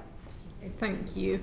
You'll be aware that the Intelligence and Security Committee yesterday published their annual report, which highlights the inadequacies of the government's approach towards China. And in particular, the report says that given the extent of the threat posed by China, and particularly that of its interference operations, they're concerned to see the government dragging its heels on whether to add China to the enhanced tier of FIRS, so the Foreign Influence Registration Scheme. Given that China poses the biggest threat to the UK through transnational repression, cyber attacks and malign activities, why are they not on the enhanced tier of FIRS alongside Russia and Iran? So each country is considered separately and differently, because countries obviously in very different circumstances and very different kinds of threats or challenges or opportunities in some cases as well. So it's right that each country should be considered separately. And I think the Security Minister, because obviously this is a Home Office lead issue, the Security Minister has been clear that we keep all of this under review and continuing to look at what the next steps are around FIRS as well. But alongside that, there are a series of other security tools that we have. There's obviously the sort of first tier of FIRS that applies more widely. But what we've also been doing is increasing, for example, the training for every single police force on state-backed threats and on transnational repression, increasing some of the intelligence and security investment, the agency's investment, to be able to address some of the state threats and challenges which have clearly grown as well, and also the use of sanctions. So we are increasingly using sanctions. We've just sanctioned two China-based entities around cyber threats, for example. And we are also increasing the use of sanctions, including in China and India, around the backing for Russia's war effort in Ukraine and some of the Russian oil and gas operations as well. So we can use the sanctions, we can use other security measures, and also the sort of security and intelligence side of things as well, and also looking at what further legislation might be needed in any of these areas. I'd like to ask you about the plans for the new Chinese embassy. As you know, the China Super Embassy planning application is causing a lot of concern for many people in the UK who oppose the regime, and for others. The current proposal will see the embassy built in a prime strategic location in central London, next to the Tower of London, on the site of the Royal Mint, becoming the People's Republic of China's largest embassy in Europe, and built in close proximity to critical communication cables servicing the City of London's financial district. Are you concerned about what message this sends our international allies, particularly the United States, who are concerned about the security threats that China poses? National security is the first duty of any government, and so we clearly take any security issues immensely seriously. Obviously, look, it's part of the diplomatic processes that countries have embassies, and we have embassies all over the world. Countries build new embassies, close old embassies, and so on. So that is not a novel process. You will understand, obviously, there is an independent planning process that is underway, and it would be wrong for me to cut across an independent planning process. But we also do have extensive consideration of security issues, and as well as the Home Office and also the Foreign Office and also the agencies also involved in the consideration of those security processes. Back in the spring, when I was Home Secretary, alongside the then Foreign Secretary, we wrote to the planning process to raise a series of security issues and to say that further work needed to be done for those to be addressed. There has been considerable work, not just with the departments, but also with the agencies as well. And also, what you may have seen is also the agreement that the number of diplomatic accredited premises that China has, if planning permission is granted, subject to that being an independent process, then those number of those diplomatic premises would be reduced from 8 to 1. Which also has significance in the process as well. Thank you, and it's helpful to get that full answer, although I was particularly asking about the kind of message that it sends some of our international allies. And on the 3rd of November, so last month, members of the House of Representatives in the USA wrote to you to express their concerns with the super embassy application. They said, as one of our closest allies with whom we share a special relationship, we're writing to raise concerns about the People's Republic of China's egregious attempt to construct a super embassy on the site of the Royal Mint Court, a strategic location in central London. We write to urge the denial of the proposed construction and encourage full consideration of the ramifications of allowing such a development to proceed unchecked. So I just wonder what your response is to their letter and whether, in light of their concerns, you've reviewed your position on the embassy. So what I can say is, in terms of our discussions, both our between our agencies and the US agencies, and also between the government in terms of the UK government and the US government, we have extensive discussions about all of these issues, including about security issues, including about embassy issues, not just in the UK but all over the world as well. So we have a lot of close briefing, information sharing and collaboration on all of those issues. And ultimately, to be honest, it's like the most important, national security is the most important issue to us. So actually the starting point is we make sure that we are maintaining our national security, and we do so with the full advice and details from all of the security and intelligence agencies as well. And as somebody who spent 15 months as Home Secretary and has seen some of the detailed threats, challenges and issues that we face, I can assure you that I take all of those issues extremely seriously myself. Thank you. I want to ask you about the 1,000 speaking Mandarin that your predecessor said we were going to get, but we don't have enough time. So I'm going to ask you. Because I'm not sure I have the answer to that in front of me, so I would definitely have to write to you on that one. But I'm sure the Permanent Undersecretary would know the answer. Foreign Secretary, can I ask you about 3 aspects of the UK's soft power, something that we have traditionally been very strong at? The first one, which we explored with the Permanent Secretary last week, is the position of the British Council. The British Council view the existence of the loan, which was given to them during COVID, as existential.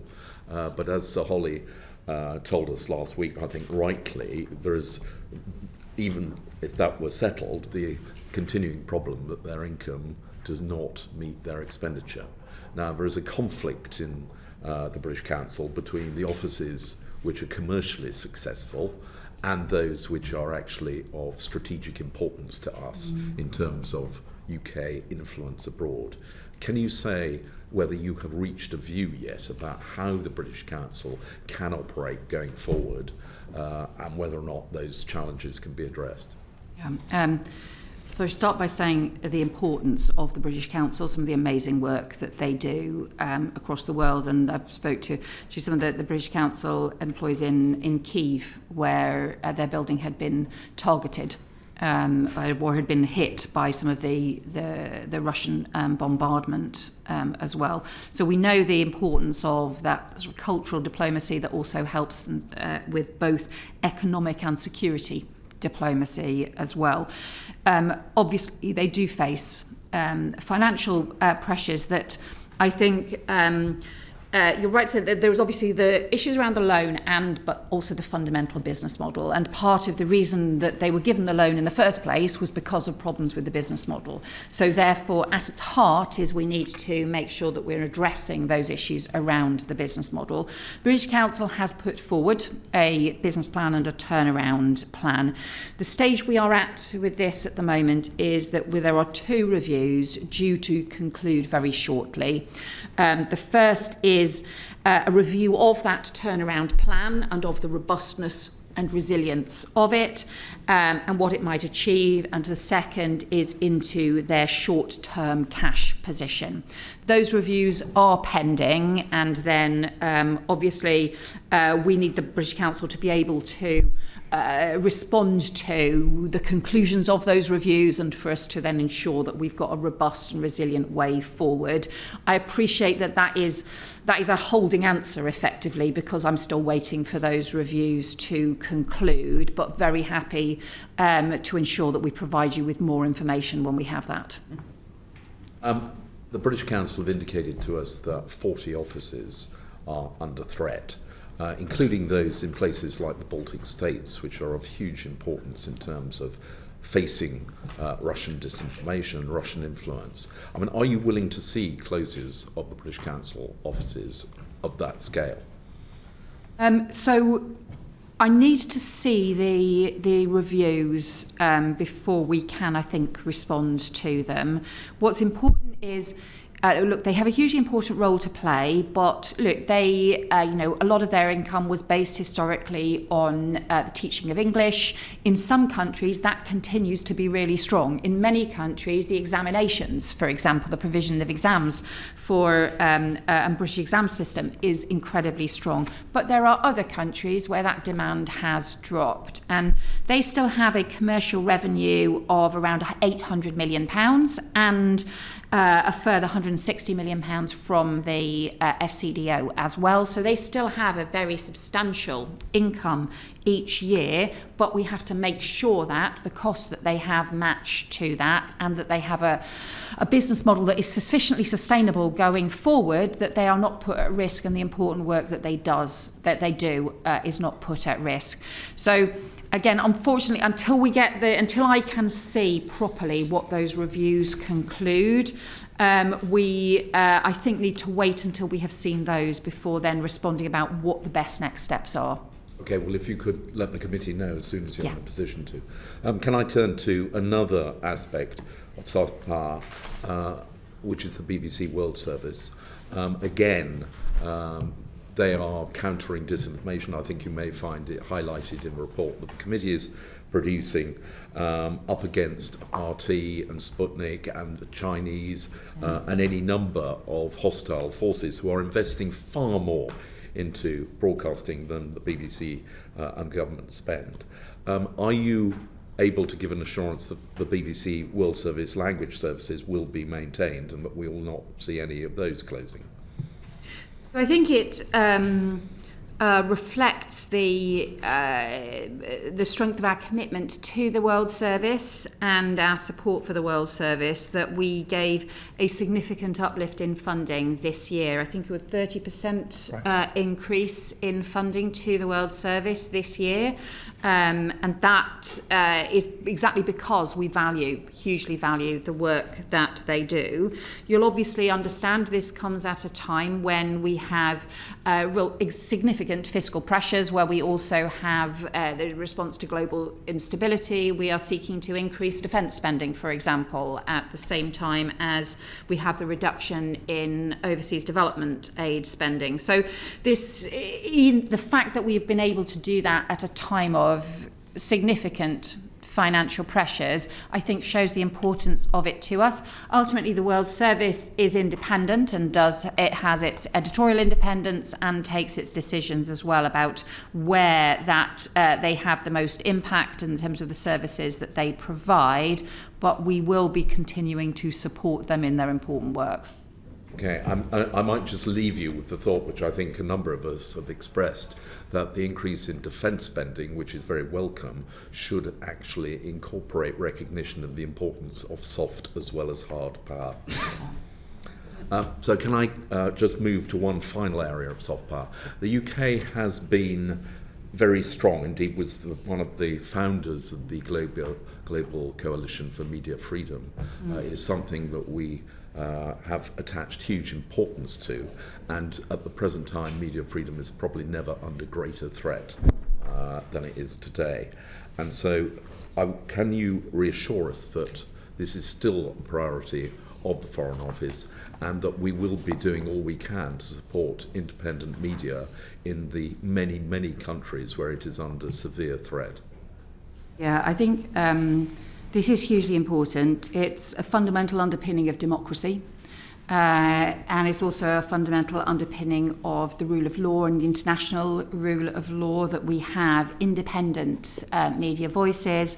And at a time when we see not just threats to media freedom, but also threats to journalists who have shows considerable courage in some countries in the face of immense pressure and targeting as well. So we are, as you rightly say, still continuing part of the Media Freedom Coalition, and also we've also been doing some further work around the safety of journalists, as well as one of the underpinning crucial parts, including discussions at the UN General Assembly just a couple of months ago on that, and we provide diplomatic support for the OSCE representative for freedom of media and their work and taking their recommendations forward. So happy to provide further information if you would like more detail, but I can assure you that both the broader issues around media freedom and also the safety of journalists as a part of that is a central issue for us. We would appreciate further detail. Just to leave you with the thought that the USAID was of huge importance in terms of supporting media in a number of countries. That is being withdrawn.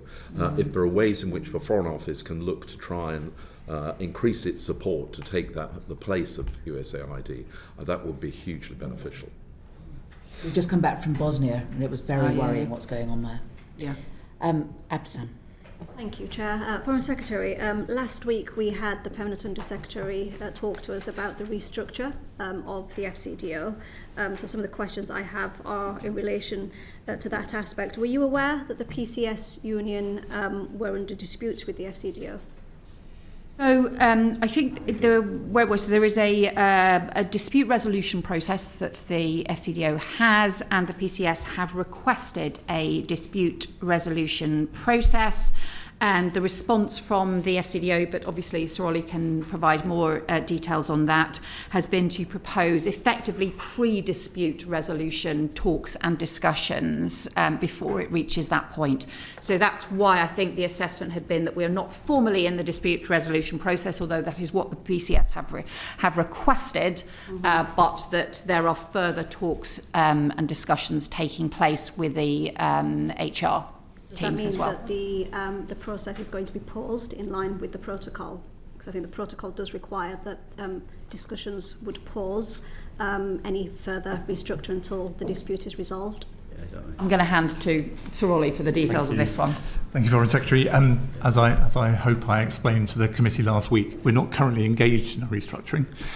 Formally speaking, in the Foreign Office, I was open with you about the plans we have to continue to try and reshape the headquarters in accordance with Sorry, what's the difference between reshaping and restructuring? No, it's not.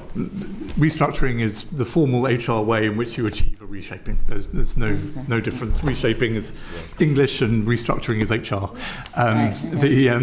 So we're not currently restructuring anybody. And what I tried to explain to the committee last week is that we will be. Have received an at-risk notice, so presumably there has been some discussions in relation to restructuring. Otherwise, staff members would not have received those letters. Yes, Ms Mohammed, I tried to explain to the committee previously, we have undertaken 2 restructurings so far in 2025 at the 2 most senior tiers of the organisation at headquarters, but we are not currently engaged in a restructuring process. Okay. It sounds to me like there is some sort of restructure taking place there. I'm not sure if it's just semantics here. Is there a strategic overview in terms of deciding where staff are going to go? I'm not sure if this is for the Foreign Secretary. Are you looking at things on the whole rather than deciding bit by bit that certain staff members will lose their jobs without doing a full review? So the starting point from this is that over the last 10 years, there had been a very substantial increase in the workforce compared to the combined workforce of the 2 departments, the Foreign Office and DFID, 10 years ago. And with the combined department now, the staffing increase, I think, is something like 25% increase in overall staff, and within which that is a 40% increase in staff in the UK. So that obviously is a very big change in the course of 10 years to have such a focus on UK staff.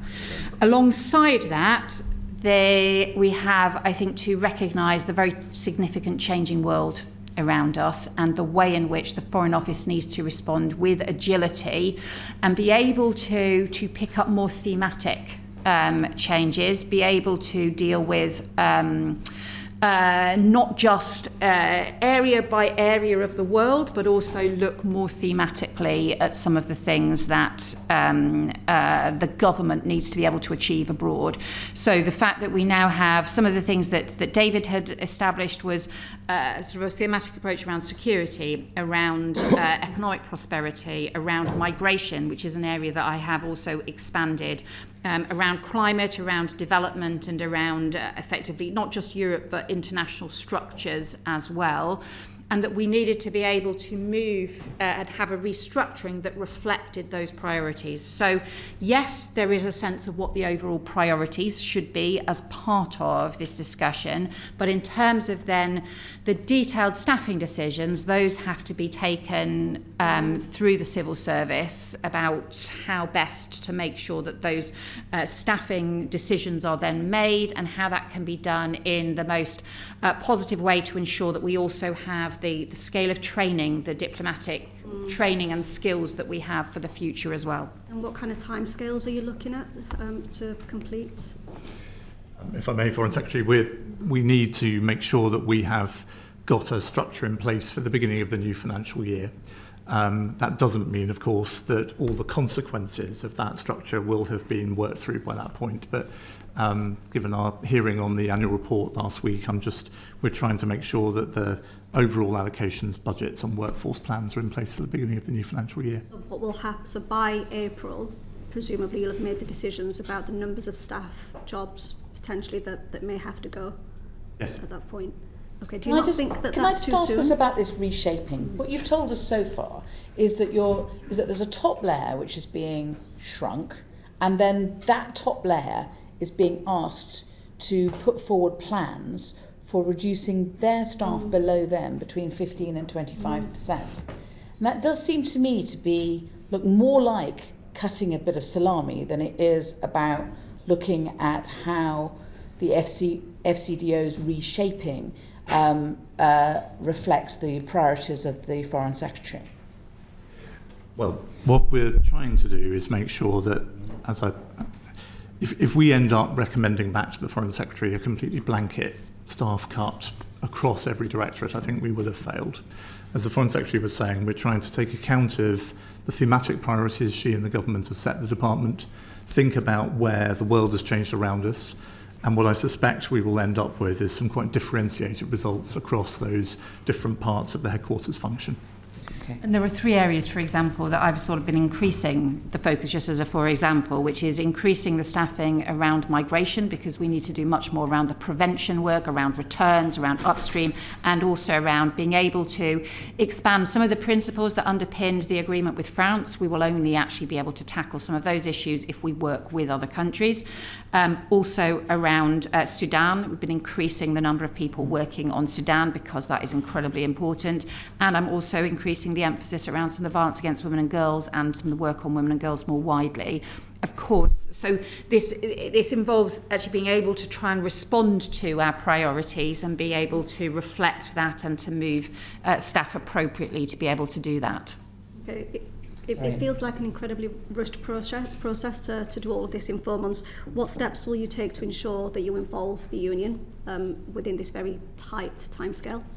May I answer that, Foreign Secretary? We are meeting with the departmental trade unions extremely frequently and regularly. So my HR team met with the trade union side twice last week, an hour each time. We are trying to bring them with us as far as we possibly can and genuinely value the engagement and ideas that they're bringing to those discussions. So the commitment, as I made to you last week and I want to make in front of the Foreign Secretary, is that we will engage strongly and continue to engage strongly with the trade union side, listen to their concerns. We have absolutely no desire for our colleagues to feel anything other than supported and properly dealt with through this process. Thank you. Foreign Secretary, last week we also discussed the fact that the FCDO has the highest rate of bullying, discrimination and harassment, almost double the civil service average. Why is there such a toxic culture at the FCDO? So I am concerned about that survey. Clearly it is something that that needs to be addressed. Maybe again if I could turn to Sir Ollie in terms of responding. Yeah. Well, it's as I said to the committee, I mean, any rate above 0 is not something that we're ever going to be happy with. You're right, the level reported in our people survey scores has been high relative to other civil service organisations. It still is in the results that have just been given to us, though down on the previous year. And so the most important thing I think we can do, and we're doing at pace now, is to try and, because we get information at quite a granular level about teams at headquarters, about posts overseas, is work out those areas where we seem to be improving and improving fast and make sure we're learning the lessons from that and promulgating them across the organisation.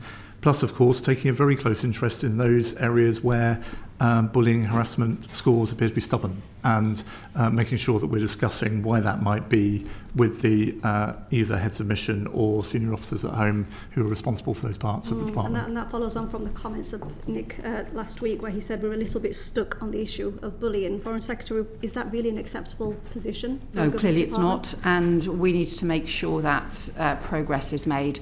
I think it's having served in very many different government departments, and I'm not going to even count how many now in different times through the years. There is, I find the Foreign Office is distinctive because it has so many people overseas and so many different, therefore, parallel structures in terms of HR management overseas. So I think, but we need to make sure that that doesn't become a sort of an obstacle for tackling things that might be much simpler in a single department that has got a sort of single set of structures and therefore can do change programs much more swiftly in a single coordinated way. The fact that we have such a disaggregated footprint all over the world as part of the very purpose can't be a reason why we can't address issues that come through on surveys like that. Thank you. Thank you, Joe.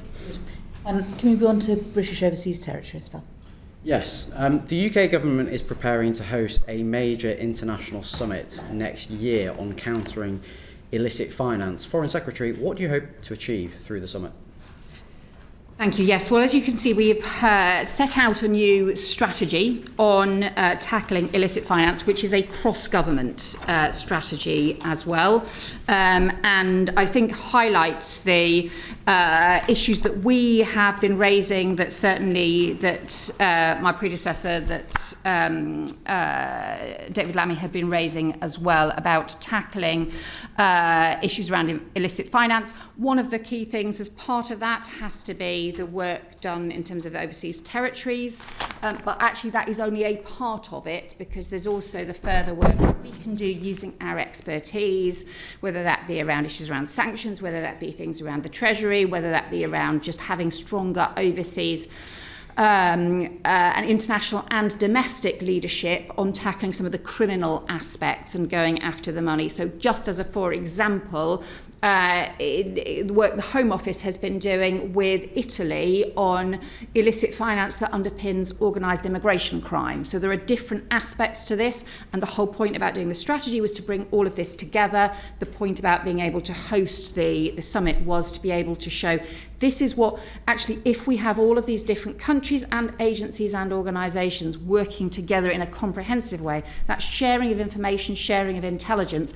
that is how we will literally follow the money, go after the money, and be able to tackle the criminals who are at the heart of it. Now, you've spoken quite a lot in today's session before the committee about sanctions. What moral authority will the UK government have to convene an international countering illicit finances summit if our own overseas territories fail to tackle the offshore financial secrecy which allows the likes of Putin's cronies to clean and stash their corrupt proceeds offshore? So I'd say two things. First of all, we do expect greater progress from the overseas territories. We are insisting on it, and I raised it in the Joint Ministerial Council with them recently. Some of them have made substantial progress, others have been slower, and our anti-corruption champion, Baroness Hodge, has been visiting some of those in order to hasten progress as well. I would though just say, I think in terms of the application of sanctions, some of the overseas territories have done some excellent work in terms of the application of sanctions, and that has had a significant impact, especially on some of the sort of Russian shadow fleet issues, given the maritime focus of some of those countries as well. Thank you. One more question. You're right, good, because we're running out of time. Thank you. Gibraltar, do you want to ask the questions? Thank you. Foreign Secretary, has the government received a copy of the McGrail inquiry report? I understand that we do have information on it. I have not yet seen the details of it. Do you know if it was the full report or a redacted version of it? I don't know the answer to that. We are looking forward to publication of the inquiry's report, but we see this primarily as a matter for the government for Gibraltar. We see it as a matter for us to oversee, and we would like to see it too, please. And if you aren't able to give us full details, we will want to know. Yeah. I wonder if the government has any view on the potential for the First Minister using the powers that he passed last year to only provide a redacted version of that report to the public. So I understand the point the committee is making here. This is something that Stephen Doughty has been dealing with in the department, and I understand the concerns for transparency that you are raising. My expectation would be that there will be a publication, but I will pursue this issue and get back to you. In terms of the EU-UK Yes. Gibraltar Treaty, when can this committee expect to see the text of that? We hope to be able to do so as swiftly as possible. The political agreement obviously was reached, but we have not. I think we're not yet ready to be able to publish the full treaty. That will be published and will go before the House in due course. There'll be plenty of opportunities to scrutinise the treaty. As in, the government will commit to allowing time in the chamber to debate the treaty? There will be the normal processes around the treaties, which does include scrutiny in the chamber and will include discussions. And I also, obviously, it will be your prerogative to be able to to be able to ask questions and to scrutinise the committee from the point of view of the subcommittee as well. The normal process at the moment is that we have weekly urgent questions on Chagos in order to be able to do so, because proper time hasn't been allowed to scrutinise the treaty. So I'm wondering whether or not the government wants to commit to allowing time to scrutinise the EU-UK Gibraltar Treaty. I think, to be fair, there's a whole piece of legislation going through around BIOT, which has lots of opportunities for lots of discussions in both houses of Parliament, and there have been very many long debates, both in the Commons and in the Lords, about some of the issues, including around Chagos, including around BIOT and so on. So those have been extensive discussions. Finally, just in terms of the inquiry, the McGrail inquiry, do you foresee any situation in which the report itself will delay the completion of the negotiations over the UK-EU treaty? I would not expect that, and certainly wouldn't want to see that at all. This is been an ongoing negotiation on the details, where a political agreement has already been reached and signed up to by the government of Gibraltar, by UK and Spanish governments, and it's really important that that is taken forward as rapidly as possible. Uma. Thank you, Chair. Foreign Secretary, you'll be aware of the devastating flooding in Sri Lanka as a result of the cyclone. It's one of the worst humanitarian and natural disasters there. Can I thank the government for the support that we've given and working with humanitarian partners? Can I get your commitment that you'll continue to look again at what more we can do? And I've written to the department to ask us to encourage the Sri Lankan government to make sure that communications go not just in English and Sinhalese, but also in Tamil. Well, actually, thank you for raising that point. This is just the most devastating of cyclones, and I would send condolences to all of those who have lost loved ones, but also the damage people have seen to their homes, to communities as well. We provided 675,000 of humanitarian support through the Red Cross and UN partners, as well as other civil society organisations, in order to be able to deliver some of that life-saving care and emergency supplies. We're also continue to be in close contact with the Sri Lankan authorities on this, and I will also ensure that Seema Malhotra, Minister who covers this, will also pursue the issue around the language access as well for information. Thank you. Turning to another matter in Sri Lanka, Foreign Secretary, when your predecessor appeared before the committee in November 24 and again in July 25, I asked him about justice for the Tamil community. An investigation by the Office of High Commissioner for Human Rights at the UN found that there were reasonable grounds to believe that Sri Lankan forces committed war crimes and crimes against humanity, including torture, sexual violence and forced disappearances. The list goes on, and this is against the civilian population. It's been 15 years since the war's end, and there's not been a special court or any criminal investigations into those war crimes, crimes against humanity or genocide.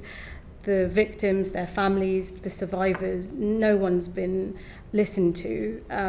Given that the Sri Lankan state has failed to prosecute the perpetrators of war crimes, they won't ratify the Rome Statute of the ICC, and there's a lack of political will. Will the UK continue to push the Sri Lankan government to make sure that there is justice and accountability for Tamils? Yeah. So obviously, as you say, this is a deep, long-standing and troubling issue. We do continue to encourage the Sri Lankan government to recognise the legitimate concerns around the need for truth and reconciliation here, and to properly recognise and address some of those long-standing serious problems and grievances as well. So we will continue to raise this. We have also pressed the Sri Lankan government to take transformation action and sustained action in terms of improving human rights, and I think, as you'll probably know, that we had sanctions, I think, 4 individuals back in March, I think, of this year as well on those grounds. So we see this as an issue moving forward as well. I welcome that, and if you're looking at further sanctions as a package, please do consider some of the other individuals that have been put forward too. There's one last question, and that's this. Your predecessor agreed that Lord Mandelson, as a political appointment, to the role of UK ambassador to the US, would appear before the committee to face questions on the suitability of of the role.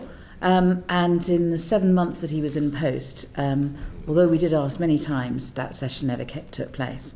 So will you commit to the committee that we will be given the opportunity to question politically appointed ambassadors from now on?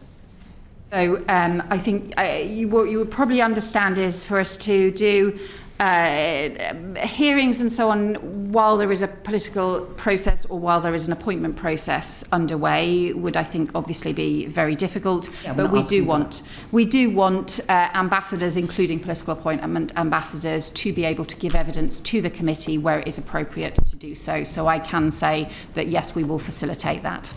Not quite the question. You see, there's a difference between an ambassador who's appointed, who's employed by the Foreign Office, and someone who the government decides, as a matter of politics, should take the place of an ambassador, should go as an ambassador. Now, I know that there's an argument that even though they're a political appointment, they're not there in their own right. It's not like an Ofsted person who can go off and do their own thing. But it does beg the question, why have a political appointment for an ambassador if they're not going to be using a bit of discretion? And it's for that very reason that we think we're not asking to be involved in the decision making, but before they take up the post, or even if not before they take up the post, in the early few weeks, we do think that it's appropriate for them to appear in front of us. So I think the anything which is about probably taking evidence of them before they take up post when there is somebody else in post, for example, I think that is quite challenging in terms of the roles that we need people to play. And also the ambassadors do need to be the representatives of the whole British government, and they are not, ultimately I and other ministers are accountable to you and accountable to Parliament for the decisions that we take and for the way that we operate, as opposed to individuals who, whatever the process for them to be appointed, ultimately they're once appointed, they play the role as the voice of the British government as a whole abroad. I do think, though, that you should be able to also ask questions of those who do these jobs abroad, just as you would, and any other committee would ask questions of civil servants. I recognise the point that you are making about the added issues around political appointments, so I do recognise that and would take that into account, but I would see this as the Foreign Office hopefully facilitating you being able to ask questions of ambassadors and high commissioners in different roles around the world. We do think that there's a precedent, and we believe that we're losing it. So Ed Llewellyn came in front of the committee, Baroness Scotland came in front of the committee, and Lord Mandelson didn't. And we think that we don't want to lose this, because we think it's an important part that we play within this process. And if there's so little difference, as I said before, between a Foreign Office ambassador and a politically appointed ambassador, then why bother with a political appointment? And if you're going to bother with a political appointment, they should appear in front of the politicians. I think the way in which the committee was able to question Ed Llewellyn, I think, is a good thing. So I am recognising the point that you are making, whilst also saying that I think this should be something the way you can take evidence from ambassadors more widely. Forgive me, Foreign Secretary. I think I wrote you on this point, Chair. That I think Ed Llewellyn gave evidence to the committee after he took up his appointment in Paris. Yeah. No, and we're not, and we're absolutely. I hope that I've been. If I've not been clear, it's my fault. But I don't want to be involved. We don't want to be involved in the decision. We don't want to be, we quite understand it could be embarrassing for an ambassador who's still doing a job for another for the next person to be in front of the committee, possibly saying slightly different things, what with them being a political appointment and all. So we don't want that to happen. So we do appreciate it, but nevertheless, they should appear in front of us, and we think that we would add extra value if that's what happened. Anyway. Sorry about that. That was the end of it. And we would like to thank you for appearing before us today. And you've agreed to write to us on several points, and we look forward to those. And we look forward to seeing you regularly in your as part of our job, scrutinising the Foreign Office, and wishing you a happy Christmas. Thank you. Thank you very much, and happy Christmas.